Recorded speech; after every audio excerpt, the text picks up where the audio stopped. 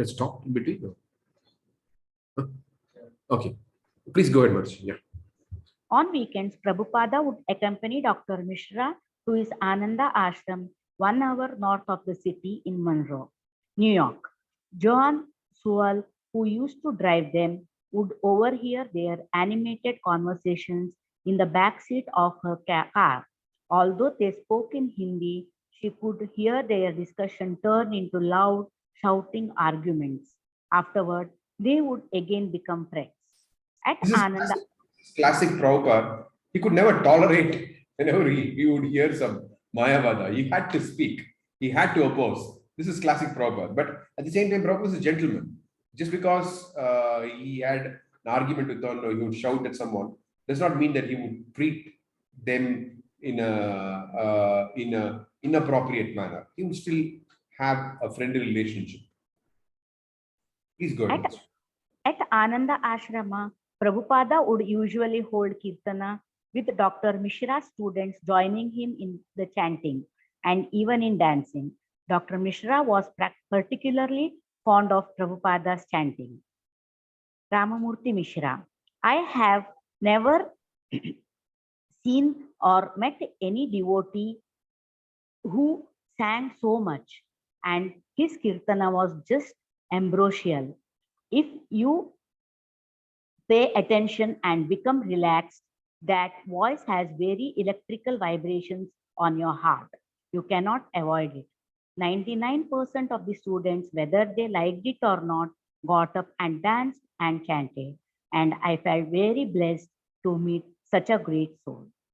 Now, this is something which is so true in the sense that if you you can hear a lot of kirtans, you can hear a lot of bhajans, but the moment you hear Prabhupada singing something, it's something extraordinary. It's completely out of the world. You can see it's coming from the spiritual world. Any of the bhajans you play, any of the bhajans, it's just not devotees who can say this, but even non-devotees, Dr. Ramamurthy Mishra, and I've seen others also who've completely new to Krishna consciousness or never heard of Krishna consciousness before. But when they hear Prabhupada singing, it's like how the Prabhupada said the windows, the paintings are the windows to the spiritual world. So Prabhupada singing, they immediately can sense this is a sound coming from the spiritual world. Please go ahead, Marci. Yeah. Harvey Cohen, a visitor to Ananda Ashram. Everyone got up early and went to morning meditation. Dr. Mishra was dressed in a golden Indian style jacket, and his students were already deeply into it when I entered the room. All the cushions were taken, so I picked a spot in the back of the room where I could lean against the wall to facilitate my meditation. Seated at one side was an older Indian man in saffron cloth and wrapped in a pinkish wool blanket. He seemed to be muttering to himself, and I later discovered that he was praying. It was Swami Bhaktivedanta. His forehead was painted with a white V-shaped sign, and his eyes were half shut. He seemed very serene. Harvey tried, but he couldn't do the Raja Yoga. He was new to Ananda Ashrama and had only come up for a weekend retreat. During his morning meditation, he found himself more attracted to the green mists above the lake outside the window than to the circle on the walls he was supposed to be meditating on. Harvey: I went to my room. The rain was increasing and beating against the windows. It was peaceful, and I was glad to be alone. I read for a while. Suddenly, I sensed someone standing in the doorway. Looking up, I saw it was this Swami. He was wrapped in his pink blanket like a shawl. Can I come in? He asked. I nodded yes, and he asked if he could sit in the chair in the corner. What are you reading? He smiled. Kafka's Diaries, I replied, feeling a little embarrassed. Oh, he said, and I put the book down. He asked what I was doing at the ashram and if I was interested in yoga. What kind of yoga are you studying? I don't know much about it, I answered, but I think I'd like to study Hatha Yoga. This didn't impress him. There are better things than this, he explained. There are higher, more direct forms of yoga. Bhakti Yoga is the highest. It is the science of devotion to God. As he spoke, I got the overpowering realization that he was right. He was speaking the truth. A creepy, ecstatic sensation came over me that this man was my teacher. His words were so simple, and I kept looking at him all the weekend. He would sit so calm and dignified with warmth, and he asked me to visit him when we got back to the city. So this is Prabhupada, like for example, he's saying, I think I would like to study Hatha Yoga. Prabhupada is very clearly saying there are better things than this. So this is a nature of a preacher. They're trying to benefit the masses of people in general. So the more clearer you are, the better, the more they get benefited. So notice what he says. As he spoke, I got the overpowering realization that he was right. So that simple conviction, that attempt to make things clear to people, or with a desire to help them, that is what works. Please go ahead, Master. Dr. Mishra would give lectures carrying the impersonal interpretation of Bhagavad Gita according to Shankara, and Prabhupada, when allowed to speak, would counter them. Once Prabhupada asked Dr. Mishra to help him in spreading Lord Chaitanya's movement, but Dr. Mishra sidestepped Prabhupada by saying that he considered Prabhupada an incarnation of Chaitanya Mahaprabhu and therefore not in need of help. Prabhupada replied that since Mishra was also the name of Lord Chaitanya's father, Dr. Mishra should help spread Lord Chaitanya's movement. Srila Prabhupada offered to engage him in checking the Sanskrit to his translation of Srimad Bhagavatam, but Dr. Mishra declined, a decision he later regretted. Now, this is something interesting that Prabhupada would somehow or other engage whoever he can in trying to spread the mission of Sri Chaitanya Mahaprabhu. So once, we'll see this later on. I don't know if it's there in the Lilamrita or it's in some other biography, where once a Mayavadi comes and distributes his flyer to the devotees. So the devotees, they asked Prabhupada, what should we do? Should we throw this in the dustbin? Should we tear them up? So Prabhupada said, no, just keep them. So when the prasadam came, so Prabhupada said, when dry prasadam came, he said, use these Mayavada flyers as a plate. So Prabhupada knew how to use everything in Krishna's service. Please go ahead, Master. Hurta Lurch, a student at Anand Ashrama. My direct encounter with him was in the kitchen. He was very particular and very definite that he would only eat what he cooked himself. He would come and say, get me a pot. So when I brought him a pot, he would say, no, bigger. So I brought a bigger pot and he would say, no, smaller. Then he would say, get me potato. So I would bring him a potato. He prepared food very, very quietly. He never spoke very much. He prepared potatoes and then some vegetables and then chapatis. After cooking, he would eat outside. He would usually cook enough to go around for Dr. Mishra and about 5 or 6 other people. Every day, he would cook that much when he was there. I learned to make chapatis from him. He usually stayed only for the weekends and then went back to the city.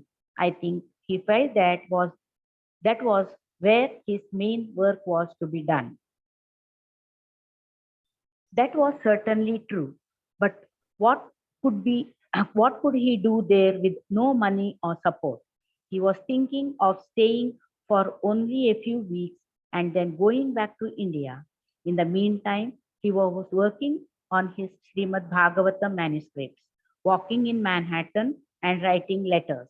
He was studying a new culture, calculating practically and imagining hopefully how to introduce Krishna consciousness to Western world. He expressed his thoughts to Sumati Morarji. October 27. So far as I have... Shall I Yes. continue? One more.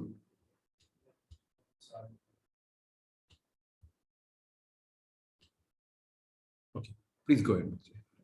So far as I have studied, the American people are very much eager to learn about the Indian way of spiritual realization. And there are so many so-called yoga ashrams in America. Unfortunately, they are not very much adored by the government. And it is learned that such yoga ashrams have exploited the innocent people, as has been the case in India also. The only hope is that they are spiritually inclined, and immense benefit can be done to them if the cult of Srimad Bhagavatam is preached here. Srila Prabhupada noted that the Americans were also giving a good reception to Indian art and music. Just to see the mode of reception, he attended the performance of a Madrasi dancer, Bala Saraswati. I went to see the dance with a friend, although for the last 40 years I have never attended such dance ceremonies. The dancer was successful in her demonstration. The music was in Indian classical tune, mostly in Sanskrit language, and the American public appreciated them. So I was encouraged to see the favorable circumstances about my future preaching work. He said the Bhagavatam could also be preached through music and dance, but he had no means to introduce it. The Christian missions, backed by huge resources, were preaching all over the world. So why couldn't the devotees of Krishna combine to preach the Bhagavatam all over the world? He also noted that the Christian missions had not been effective in checking the spread of communism, whereas a Bhagavata movement could be because of its philosophical, scientific approach. He was deliberately planting a seed of inspiration in the mind of the devoted wealthy Sumati Morarji. November 8. Prabhupada wrote to his godbrother Tirtha Maharaj, who had become president of the Gaudiya Mutt, to remind him that their spiritual master, Srila Bhaktisiddhanta Saraswati, had a strong desire to open preaching centers in the Western countries. Srila Bhaktisiddhanta had several times attempted to do this by sending sannyasis to England and other European countries, but Prabhupada noted, without any tangible results. I have come to this country with the same purpose in view, and as far as I can see, here in America, there is very good scope for preaching the cult of Lord Caitanya.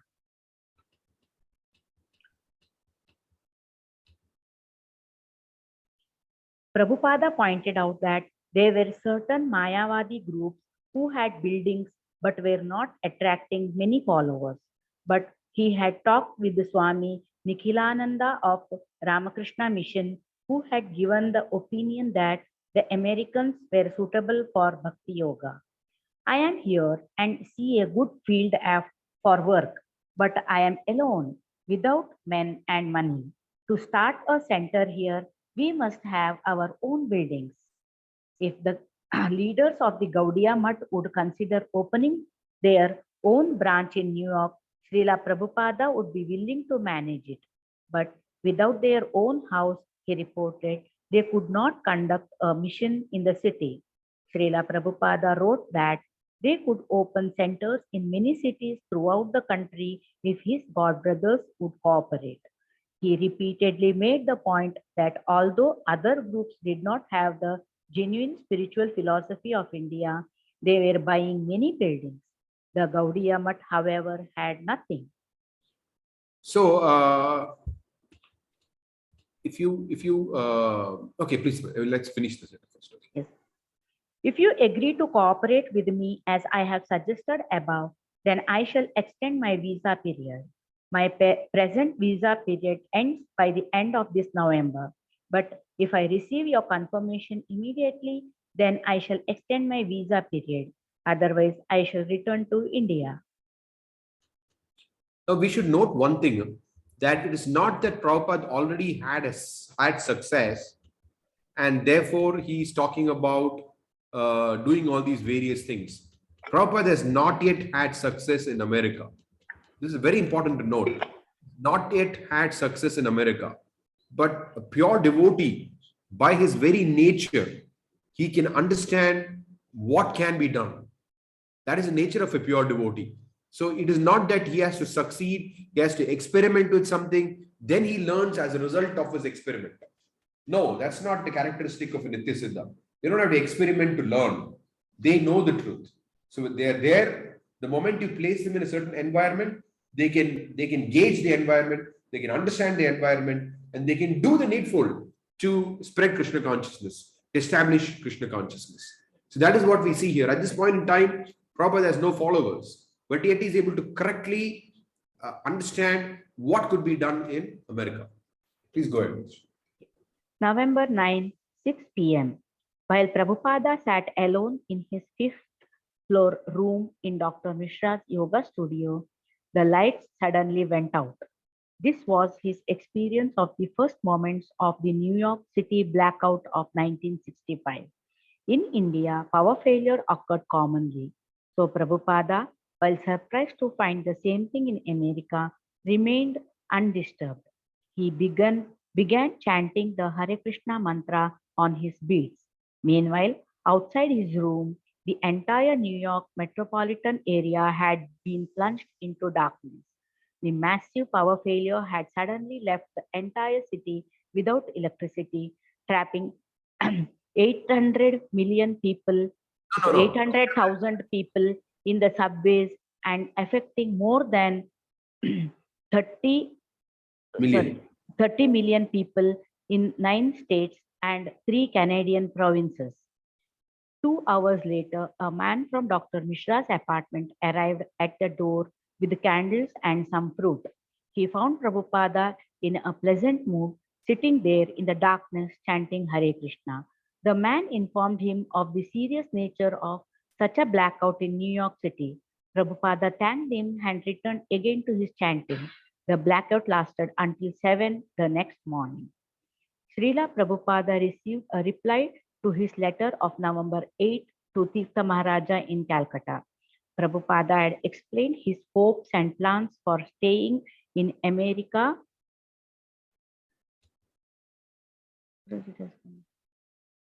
Please go ahead, Madhuri. Yeah, in America, but he had stressed that his godbrothers would have to give him their vote of confidence as well as some tangible support.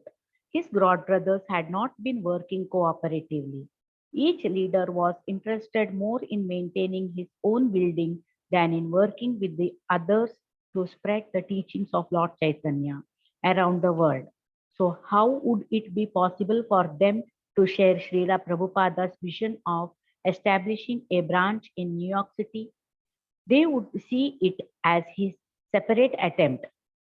Despite the unlikely odds, he appealed to their missionary spirit and reminded them of the desires of their spiritual master, Srila Bhakti Siddhanta Saraswati Thakura. Their Guru Maharaja wanted Krishna consciousness to be spread in the West. But when Prabhupada finally got Tirtha Maharaja's reply, he found it unfavorable. His godbrother did not argue against his attempting something in New York, but he politely said that the Gaudiya Mutt funds could not be used for such a proposal. One very important thing that we need to see here is that Prabhupada was so loyal, was so much determined to carry out the desires of the spiritual master, Srila Bhakti Siddhanta Saraswati Thakur, that even after he saw how the Gaudiya Mutt had collapsed and what kind of facility they gave him while in India, no support to really preach extensively the way Prabhupada wanted.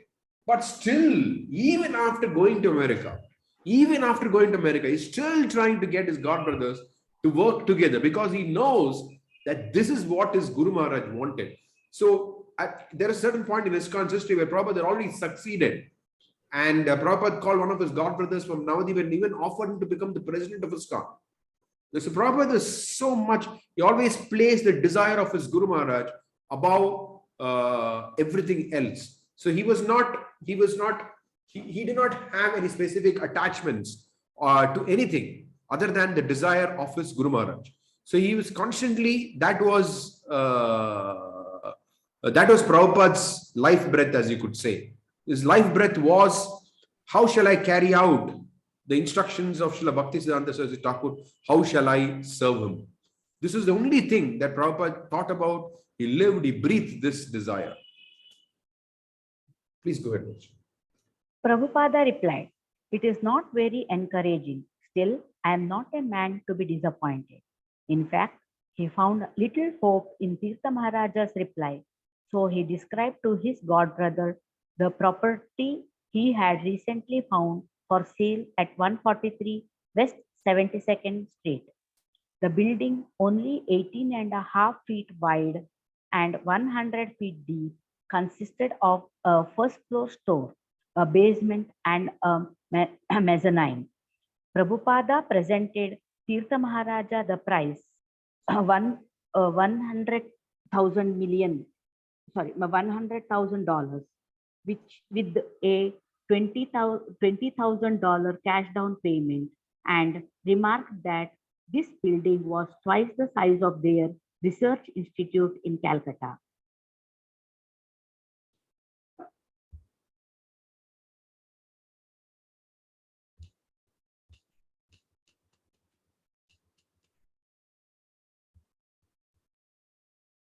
Please go ahead, Marji. Yes.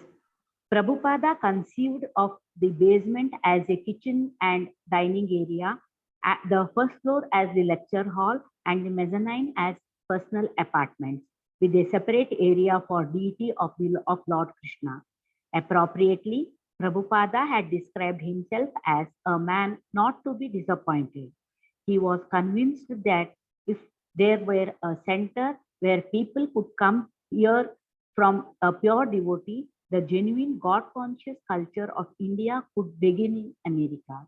Yet, because he had made his plans dependent on obtaining an expensive building in Manhattan, his goal seemed unreachable. Still, he was persistently writing to prominent devotees in India, though they were not interested in his plans. Why should they not help? He thought. Notice one thing about Prabhupada, this thing about a man not to be disappointed.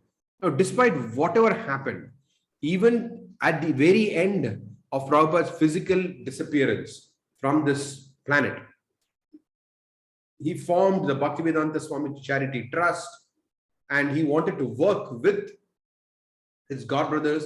He wanted to unify his godbrothers, even until his even during his final pastimes on this planet Earth. So when it says a man not to be disappointed, it means not to be disappointed until his very physical disappearance.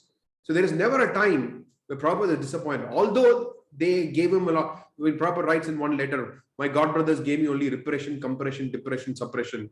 He writes one letter like this, But nevertheless, though he experienced all these different things, of course, he's transcendental, but this is his transcendental experience. So even though he experienced this kind of a predicament, nevertheless, he got. I mean, that was his predicament in terms of his mood. But then, in terms of how he described his experience, but nevertheless, he was someone who would not give up. There is never a time that Srila Prabhupada gave up.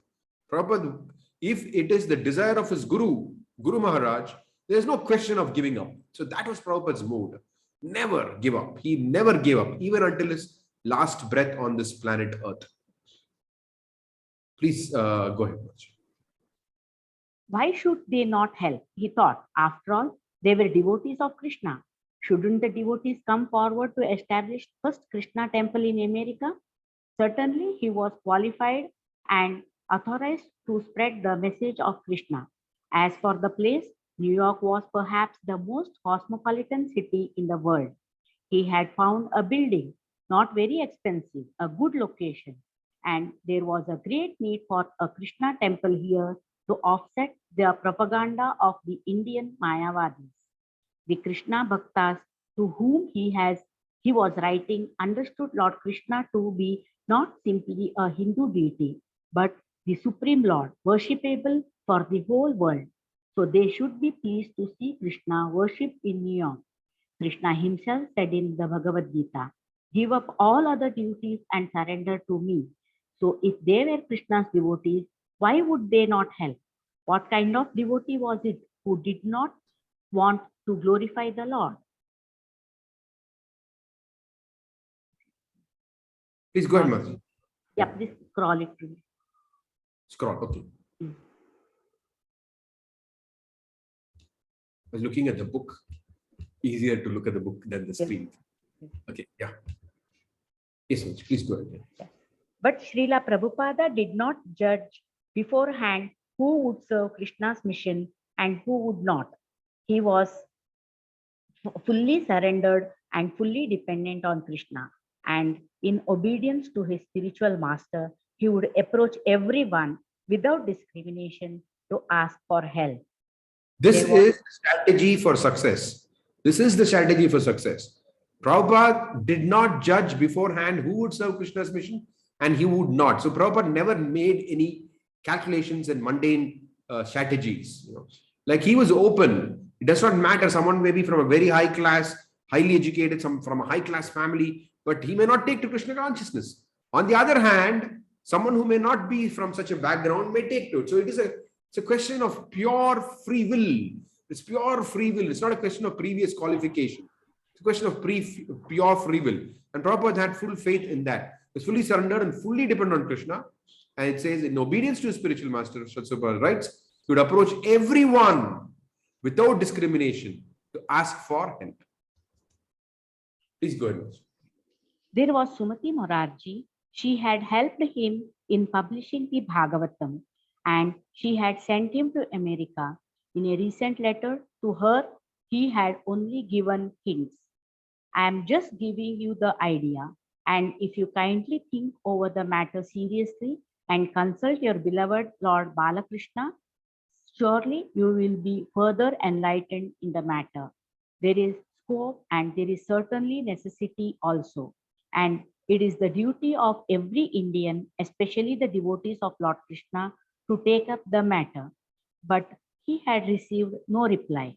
He had not heard from her since Butler, though her words to him had seemed prophetic, and they had stuck with him.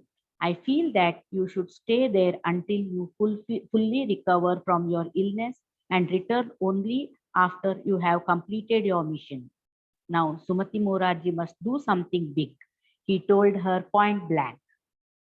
I think, therefore, that a temple of Balakrishna in New York may immediately be started for this purpose.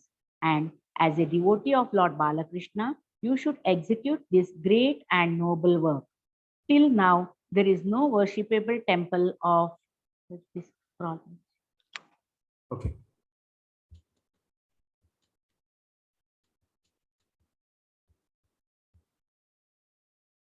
Of the You should execute this great noble work. Till now, there is no worshipable temple of the Hindus in New York, although in India there are so many American missionary establishments and churches.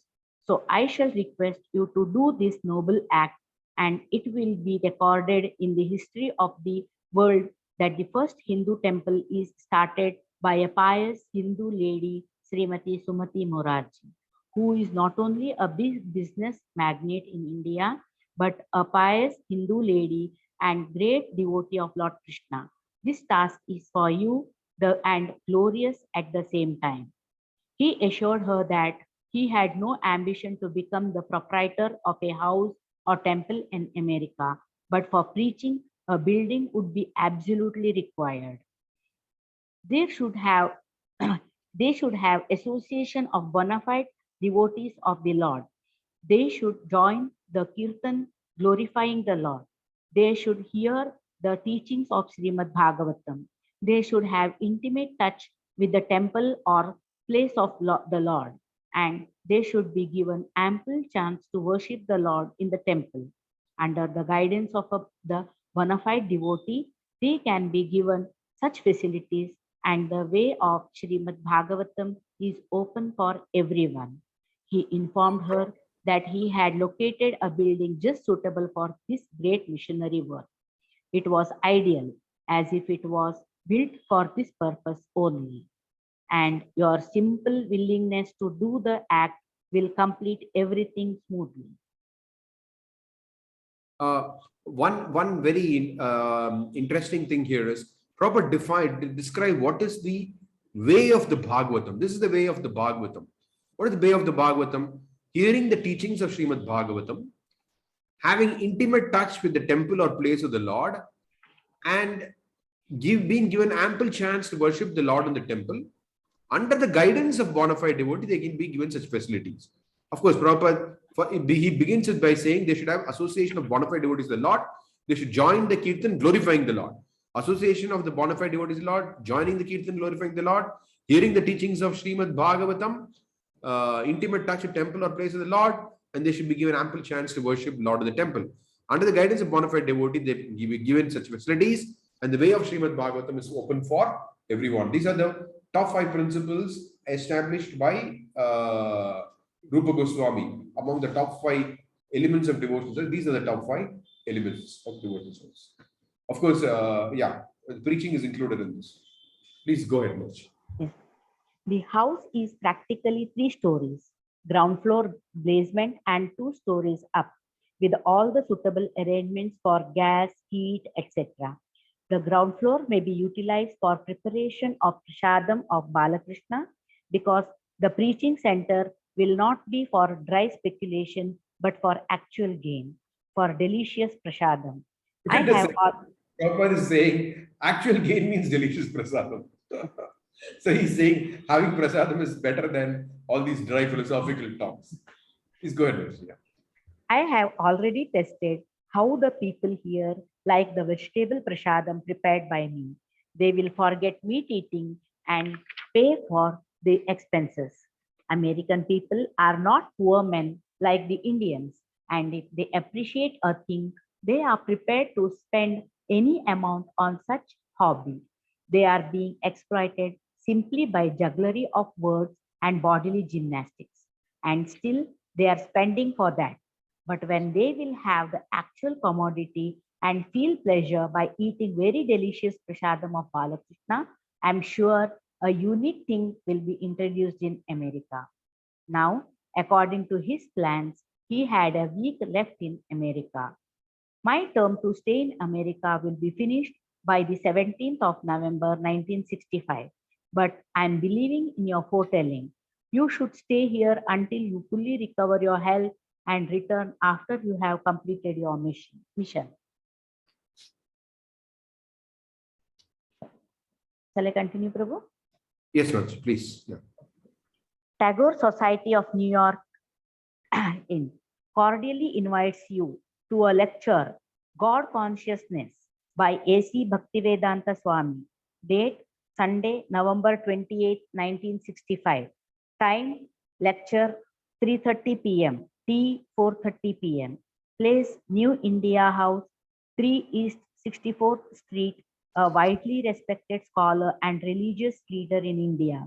Swami Bhaktivedanta is briefly visiting New York. He has been engaged in monumental endeavor of translating the 60-volume Srimad Bhagavatam from Sanskrit to English. November 28. Now, you may have noticed just the previous paragraph says, he writes to Sumati Moraji that my term to stay in America will be finished by 17th of November 1965. Then how did he stay on till November 20th? 28th? Of course, he stays on till December also. He stays because he got an extension on his visa. Please go ahead. Next, okay, please go ahead. November 28, Daud Harun had never met Srila Prabhupada. He was a musician living downtown, and he used to attend the meetings of the Tagore Society up on 64th Street. Next is actually a recollection by Daud Harun, which is a very long recollection, very beautiful recollection. And with that comes to the end of this. With that, we come to the end of this chapter, Struggling Alone. So it's a very beautiful recollection, it's a very fitting end to this chapter titled Struggling Alone. And literally is alone, you can see. Daud Harun. I went uptown and walked into the auditorium, and I noticed that the stage was empty and a few people were sitting towards the rear of the auditorium. I Here. walked, I walked forward down the center aisle because I usually like to sit up front. Then I saw an old gentleman sitting over to the right, and he sort of drew me over to him. So I went over and sat beside him. And then I noticed that he was saying his beads.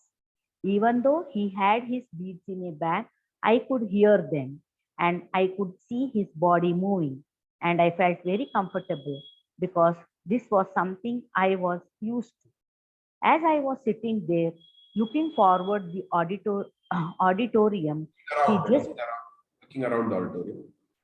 yeah, he just turned around and smiled at me very nicely. He nodded his head and I nodded my head. And he smiled and turned around. Then he turned back to me again and softly asked me if I was from India. I said, "No, sir, I am not from India. I am from here, the United States." He turned back and he kept chanting with his beads. Then he turned around and next time and asked if I was a Hindu. I said, "No, sir, I'm not a Hindu. I am a Muslim." And he said, "Oh, very good, very good." Yes, many times I hear the children in India reciting the Quran. And then he turned back around and his body was moving, rocking, and he was working with his beads. Then there were a few more exchanges of pleasantries, sort of intermittent. And then a lady came up on the stage and announced that the lecture was to begin, and if the folks would give the speaker a round of applause, they would welcome him on him to the stage. At that point, the man I was sitting next to put his hand on my shoulder and said, "Excuse me, sir, could you do me a favor?" And I said, "Yes, anything." He said, "Would you watch over my books?" I looked down on the floor and he had several boxes of books and an umbrella and several other articles. I said, "Yes, I would watch over these." And he said, "Excuse me." He walked up the aisle and surprisingly, he walked up on the stage. And it was the man I had come to hear Swami Bhaktivedanta. He walked up on the stage and introduced himself to the people and tried to get them to come forward. He said, "Come forward, come forward." And a few of them came up to the front. There were mixed couples, many Indians, male and female, mostly middle-aged and some college-aged. A lot of professor types and ladies were there. Then he began his speech. He dove right into it. He just started exclaiming, proclaiming the greatness of the Creator, and that the most important thing is to remember the Creator and remember God. He began to expand on God consciousness, what God consciousness is, and how God is everywhere, and how it behooves us all to remember God, no matter what we call Him, what names we call Him by, but that we should call Him. He gave a demonstration which was very moving. He chanted Hare Krishna, Hare Rama, and spoke about the power and saving grace in the mantra. He took a little break about halfway through and had some water.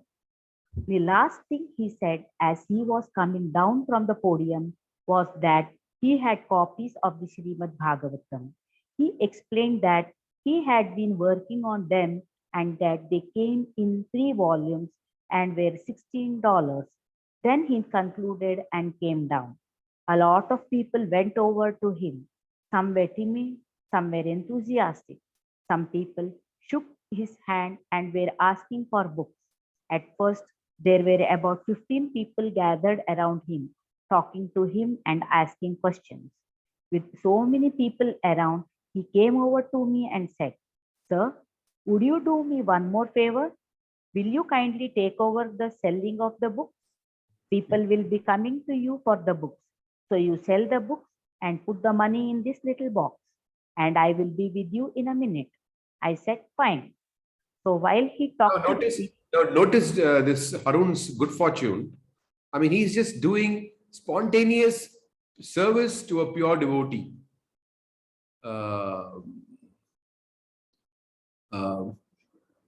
Mahat Seva Dwaram Vimukte. By rendering service to the Mahat, then your door to liberation becomes open. The door to your good fortune opens by rendering service to a pure devotee. Now notice, first of all, Prabhupada asks him to do a favor, he does it. Then now he says, "Can you do one more favor?" And he spontaneously does it. So this person, he's a great soul. He spontaneously rendered service to a pure devotee. Please go ahead, Mansi. So while he talked to the people, others came up to me. They must have thought I was somehow his secretary or his traveling companion. And people were coming over to me and asking me personal questions about him, which I couldn't really answer because I didn't know. Some people were buying the books or looking through them. So this went on, and I was trying to listen to him carry on his conversations with people and carry on the book selling at the same time. Some of the people were looking for a guru and trying to find out what he was supposed to be. Some of them were really interrogating him, but he just smiled and answered all their questions simply. I remember he told them, "You will know. There is no pressure. You will know if I am your guru." He suggested that people go over and read the books. And then the group dwindled down to about half a dozen. And the few remaining were just looking at him, and some were too timid to approach him. He walked over to them and spoke to them, putting them at ease. Later, he came over and we counted the collection, and I helped him pack up his box and carry downstairs the boxes of books that were left. As we parted, he thanked me very much, and I gave him my name and address and phone number and purchased a set of Srimad Bhagavatam. Now, you can't imagine the good fortune of this Harun, where Prabhupada is thanking him very much because it was his Guru Maharaj's order to preach in the Western countries and especially to print books. And here is someone whom he doesn't even know, but who spontaneously rendered service. And Prabhupada is very, very thankful to him. And that's definitely not an ordinary good fortune, but extraordinary. I mean, Janma Koti Sukriti, which Rupa Goswami says, even in crores of lifetimes, one cannot get an opportunity like this. So we don't know whether Harun became a devotee eventually in the sense of chanting 16 rounds, but whatever it is, what he did cannot be done. That fortune cannot be obtained in Janma Koti Sukriti Labhyate, Rupa Goswami says. Even in crores, even in hundreds and millions of lifetimes, one cannot get such fortune to render service to a pure devotee. And not only rendered service, but Prabhupada thanked him very much. Of course, he purchased also a set of Srimad Bhagavatam. So he was definitely a great soul.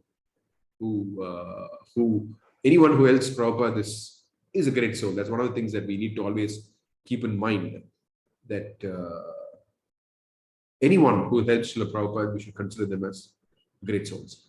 Okay, so we've come to the end of this chapter. So we have 5 more minutes left, actually. So we'll stop here. If there are any comments, or 5 more minutes left for the class, then there are question and answer session. So we'll stop here for today. And if there are any questions or comments, or reflections, as Vaisheshika Prabhu says.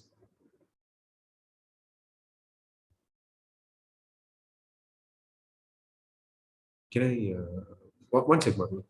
Can you just, let me stop sharing. Okay. Indulekha Kripa Mataji. Yes. Yes, Thank you very much for reading. My pleasure, Prabhuji. My this one, Prabhuji, gratefulness to you, Prabhuji. Prabhuji, Hare Krishna, Prabhuji, Dandavat Pranam. My question is, Prabhuji, this year here we say that Prabhupada never gave up on anything, trying and trying and trying. So Yes. in our life also this situation comes sometimes. Materially, I know we should not give so much of thought or so much of endeavor to fulfill our desires or whatever. But what about some desires to serve Krishna or do some service or anything? So how far we can go in trying? So sometimes we won't get the success in doing the same thing. Should we continue with the same work or to try to do the same thing, or we should change something like that? Anything to go? That's a very good question.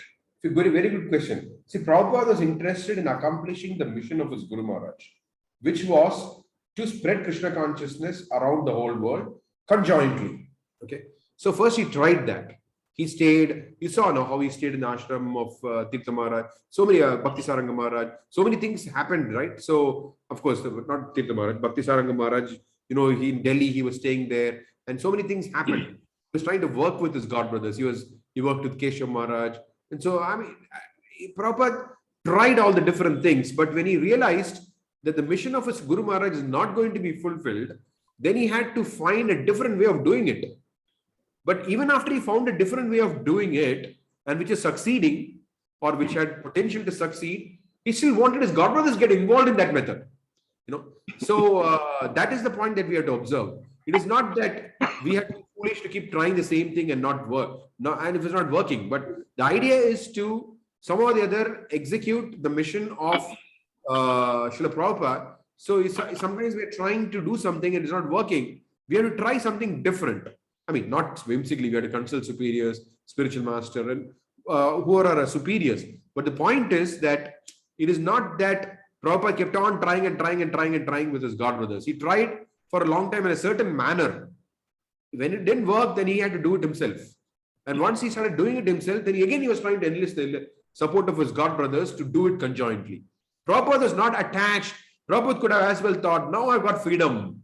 Very nice. Anyway, I tried, everything worked, did nothing worked. I've got freedom now. Let's just forget about everything else. No, he was still interested in working conjointly. Sometimes, I mean, they would say, okay, this is so much headache and all that. But Prabhupada's mood is, so what if it's a headache? That trouble to carry out the order of the Guru, that burden is a burden of love. This is Prabhupada's mood. Nothing is a burden when it comes to executing the mission of his Guru Maharaj. So that was his foremost consideration. Is that okay, Mataji? Yes, Prabhuji. Thank you, Prabhuji. Banking Govinda Prabhu. Hare Krishna, Prabhu. Hare Krishna. Can you hear, Prabhu? Yes, very well, clearly. Okay, Prabhu, in continuation of the same explanation, I was just thinking, Prabhupada, while he was really committed and he has shown us, he has taught us all fine, but Prabhupada took several years to really accomplish or fulfill his Guru Maharaj's instructions. That's correct. While he received, yeah. So I'm just trying to console myself that I can also be a little, maybe I'll have some more time. Maybe it's I'm just trying to be a little lazy. I think, I don't know. So what is that? Why is that, Prabhu? While Prabhupada was committed, but why he took so long time? That's a good point. Like once Prabhupada himself was asked this question, Prabhupada said a Vaishnava is so powerful that they can deliver the world in 18 days. So Prabhupada specifically was talking in relation to Srila Bhaktivinoda Thakur. So Prabhupada's disciples, those who were there with him, asked him this question. If Bhaktivinoda Thakur could have done this, spreading this whole movement across the whole world, why didn't he do it? Then he said, but he was so kind that he wanted us to do that task and get the credit. So Prabhupada did whatever he did so that the remaining, those of us, those who are part of his movement can get the opportunity to do it. That is the whole point. Not that he could not have done. He could have done it. Could have done it faster. He could have done so many things. But ultimately, it is the work of Yogamaya that by the will of the pure devotee, that he likes to everyone to participate in the mission of Sri Chaitanya Mahaprabhu. So everyone gets an opportunity. So for us, when we look at it, we are not Nitya Siddhas, we are not nothing. Our life is not being orchestrated by Yoga Maya. We have to, like how I have a friend of mine who was telling me that Prabhupada once had a conversation with Tamal Krishna Maharaj. He's a disciple of Tamal Krishna Maharaj, this friend of mine. So he's telling me that during one conversation that Prabhupada had with Tamal Krishna Maharaj was about devotees. So Tamal Krishna Maharaj was asking about devotees falling into Maya. Why do devotees sometimes fall into Maya? And then Prabhupada replied something to the effect that devotees are always in Maya. Sometimes they fall into Krishna. So that's the difference between. I mean that's our situation. Sorry, that's our situation. That so therefore we are most of the time in Maya. We have to fall into Krishna. So which means we don't have time actually. Where is that? We are losing time. We need to get out of falling into Maya and fall. We need to get into that habit of falling into Krishna. Whereas for someone like Prabhupada and Nitya Siddhas, they're always in Krishna. There's no question of them being in Maya. So that for them it is the work of Yoga Maya. For us, we are most of the time trying to be friends with Mahamaya. So we should try to fall into Krishna consciousness. So that cannot be applied to us. For us, that's why if you notice also, Prabhupada had a certain sense of urgency. He, even in his letters, in his instructions, he doesn't allow devotees to get distracted unnecessarily with things which are not favorable for Krishna consciousness. It doesn't allow things which will delay advancement in Krishna consciousness. He had a certain intensity and a certain urgency. So that is what we have to pick up from Prabhupada. That is what he wanted us to be. You have only one lifetime. You have this lifetime. Come on, make full use of it. Is it okay, Prabhu? Thank you, Prabhu.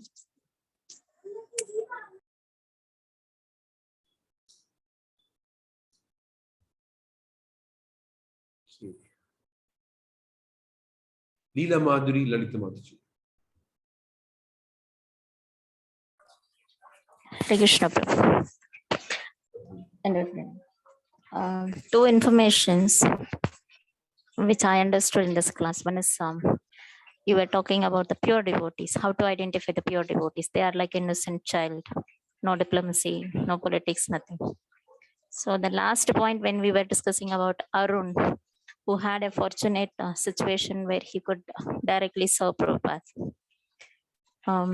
My question is, we may not be able to get an opportunity always to serve pure devotees, like the definition which we heard today, the person who is not having any diplomacy and etc. etc. So when we are serving the devotees who are in different degree, what should be the mode of us so that we also will be benefited by serving them? Oh, we should always think Prabhupada wants me to deal with him. Because Prabhupada wants me to deal with him, I have to deal with him or her, whatever it is. Because this movement was established by Srila Prabhupada. This whole system of authority, whatever is there in our movement, was established by Prabhupada. So we should take it that Prabhupada wants me to deal with them. So I have to deal because Prabhupada wants me to deal with them. Now the question is, how to deal with them? So that is something we have to learn from the books. So we should know what is right, what is wrong. We should know what to discriminate based on Prabhupada's teachings. Pure devotional service is very clearly defined. What is pure devotional service? So we should know what is right, what is wrong. Now, what is right, what is wrong? One thing is to know. The other is that we don't have to worry what is a person's level of advancement, because that is between them and Krishna, between them and their authority, between them and Prabhupada and things like that. We don't have to worry about it. We have to only worry about, first of all, I'm dealing with this person because Prabhupada wants me to deal with that person. And the other thing is that as long as what I am getting from that person is in line with Prabhupada's teachings, how does it matter whether they're ideal or not ideal? This should be our attitude. Like he or she may be less than ideal. How does that matter? As long as the instruction that we are receiving is okay, then we have to follow it. We cannot say, okay, this person is not ideal, therefore this instruction that he's giving will not have some potency. We cannot think like this because it is Prabhupada who wants us to deal with them. This is his system. So if we follow that system, then the blessings are there. So we don't lose out actually. The only thing is that the experience may be a little bit rough, but how do we care about that experience? Like Prabhupada had a difficult time trying to get the cooperation of his God, but the experience is not very pleasant. But how did it matter to Prabhupada? It did not matter to Prabhupada. What mattered to Prabhupada was what Bhaktisiddhanta Saraswati Thakur wanted. He was very focused on that. So like that, there may be some things which may happen which are undesirable, but we should just ignore it and be focused on the mission. What is the mission? Prabhupada wants me to work conjointly to spread Krishna consciousness. Of course, if you receive an instruction which contradicts Prabhupada, you're not supposed to do it.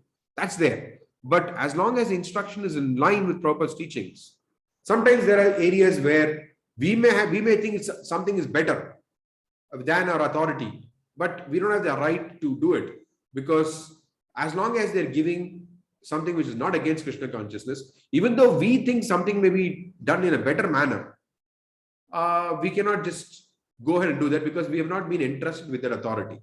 Just like when we are when the example is there of army. Prabhupada compared us to an army of Lord Chaitanya Mahaprabhu. Prabhupada himself is referred to in the by Lochandas Thakur in Chaitanya Mangal as Senapati Bhakta. He himself is considered as a general.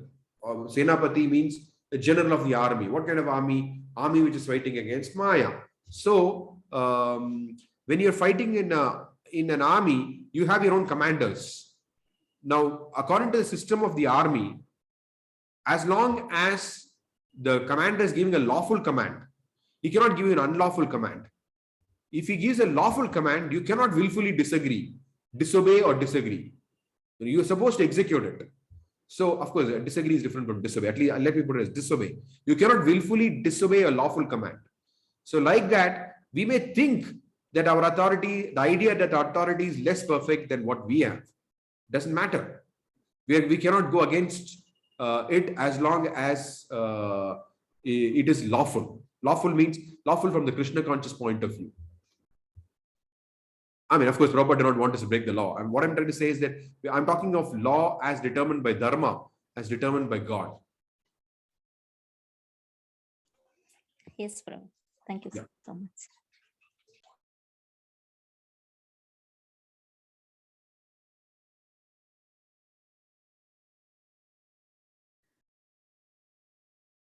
Because see, ultimately, the thing is that we want to please Srila Prabhupada, right? Because we sing every day morning, Yasya Prasada, Bhagavad Prasada.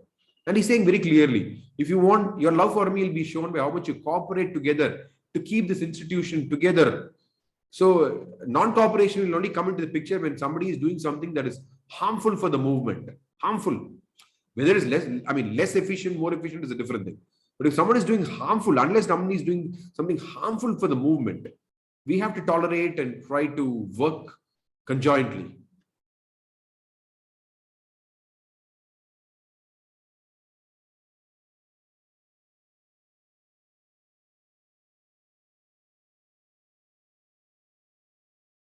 Okay.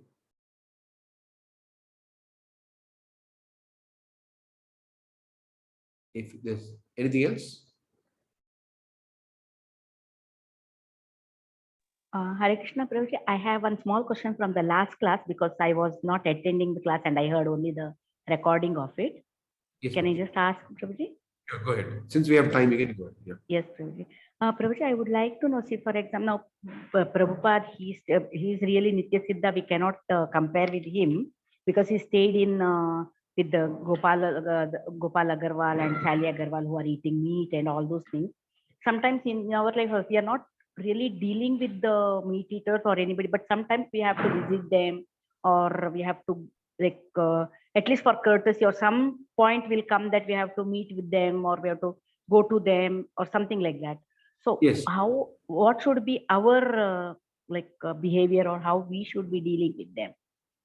Prabhupada gave that formula, right? When he was talking to Sally Agarwal, he was saying this, no, think nothing of it. Think nothing of it. That's it. That should be a strategy. Think nothing of it. We know the philosophy in general, that this is all like two-legged animal life, what they're leading. We know. But the whole idea is that are we supposed to be Krishna conscious or are we supposed to be conscious of how terrible this material world is? So we're supposed to be conscious of Krishna. These other things are there so that it does not draw our attraction to the material world. That's all. So we don't find the material world attractive, but everything, sum and substance of all instruction is always remember Krishna, never forget him. Right? So that is the purpose. So that's why Prabhupada is saying, think nothing of it, think nothing of it. Why waste time thinking? That's an existent reality which cannot be changed. Correct? What can you do about it? You can't change that existing reality. So think nothing of it. Go on with your life. Okay. Okay, Prabhu. Thank you. Yeah, Hari Bol. Shailesh Prabhu. Hare Krishna Prabhuji, Prabhuji. A quick question, just on follow up on your previous point about something being harmful to the movement. It's a judgmental thing in terms of what is harmful, though, isn't it? One person's opinion of what's harmful may not be another person's opinion of harmful. How do we judge? I'll give you an example, for instance. If preaching is going on a commercial basis, rather than spiritual basis, that, in my opinion, may be harmful, but in the opinion of the person is still preaching, they're still distributing books, they can't be harmful. So where is the line, and who draws the line of what's harmful and not harmful? Okay. This is a very good question, in fact. It's a very good question. What determines what is harmful and what is not harmful? Okay. One thing is, if there is an instruction where Prabhupada says, don't do something, and we do it, that is called harmful. Definitely it's harmful. We will not understand how it is harmful. If Prabhupada has given an explicit instruction and he's been consistent about something, don't do something. And if we do it in the name of preaching, they say, like how you have this thing, right? Preaching is the essence. Then preaching becomes the excuse. Quite often that happens. So we cannot do everything by just judging by results on a temporary basis. We can say that, okay, look at the results that I'm getting. But if it is going against Prabhupada's teachings, then it may be a short-term result. So we cannot, if he has explicitly said something, don't do it, or in many places he said, don't do this, we can try to still do it and show some results, but that's definitely harmful. In the long run, it's not going to work. So I would say for now, yes, it is an area which could lead to potential confusion, but at least if we stick by the basics, at least the very least, if we don't try to do things which Prabhupada is forbidden not as a sinful principle, sinful activity, that we all know what is sinful activity. And Prabhupada's definition of sinful activity is same as Dharmashastras. We are not talking about sinful activity, but in terms of what he thinks is not beneficial for advancement in Krishna consciousness, in terms of what are the right things to do to advance. If he says don't do something, whether it's for preaching or whatever, for personal advancement preaching, we should not do it.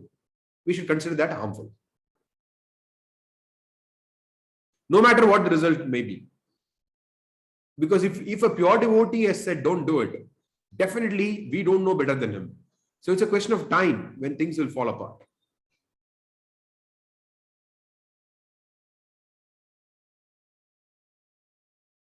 Thank you, Prabhuji. As I said, I think there's, unfortunately, in our movement, there is quite a lot of gray area in the middle there now in terms of Prabhupada's explicit instructions and misuse of some of those instructions within the movement, and how to determine where that gray line is sometimes difficult. Correct. So that's why I said, let's take the least common denominator, which is at least if Prabhupada has said don't do it, at least that should not be done. Thank you, Prabhu. Sure.